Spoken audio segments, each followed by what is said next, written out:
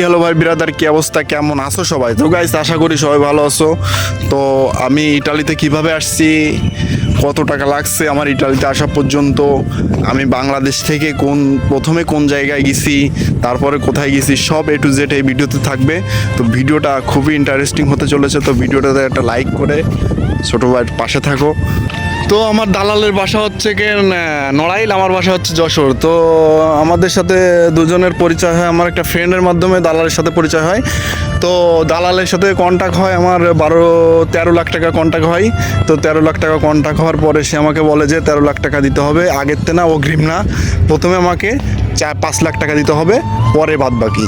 তো আমি কন্ট্যাক্টে রাজি হয়ে যাই। তো আমার সাথে আরও 5 জন ছিল লোকজন, ঠিক আছে, আরও 5 জন ছিল। তো আমাদের 5 জনকে মানে আমাদের বাংলাদেশ এয়ারপোর্ট থেকে আমাদের নিয়ে যায় একদম দুবাই যায়। ওইখানে দুবাই আমরা থাকি হচ্ছে মনে করেন যে 8 থেকে 10 দিন।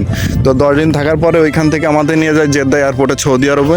তো ওইখান থেকে আমাদেরকে ভালোই ছিলাম, ওইখানে সমস্যা ছিল না, খাওয়া দাওয়ার কোনো সমস্যা ছিল না, প্রবলেম ছিল না। তো ওইখান থেকে আমাদেরকে নিয়ে যায় হচ্ছে তোমার লিবিয়াতে ওইখানে যাওয়ার পরে লিবিয়ার ওইখানে যায় আমাদের বলে যে আমাদের টাকাগুলো কমপ্লিট করে দিতে হবে, তারপরে আমি তোমাদেরকে গেম দিব, ঠিক আছে, এরকম একটা অজুহাত দেখাই।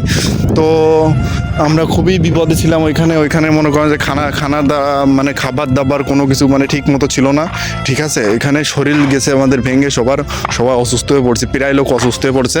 তো ওইখানে যাওয়ার পরে দেখি যে আরও 10 জন লোক, ঠিক আছে, ওইখানে আছে যে ওরাও গেম দিবে, ঠিক আছে।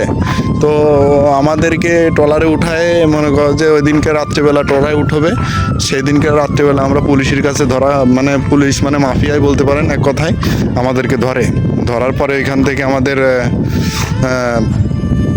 নিয়ে যায় ওদের আস্থানে নিয়ে যায়। এখানে নিয়ে যাওয়ার পর আমাদেরকে অনেক টাকা চাই, মারধর করে, এই আর কি। তারপরে আমাদেরকে ছাড়াই, ঠিক আছে, আমাদের দালালে অনেক টাকা দিয়ে, দালাল আমাদের বলে যে আরও টাকা দেওয়া লাগবে আমাকে, না হলে আমি তো এই যে পুলিশে ধরছে, তোমাদের অনেক টাকা খরচা হয়ে গেছে, ঠিক আছে, এভাবে বলে।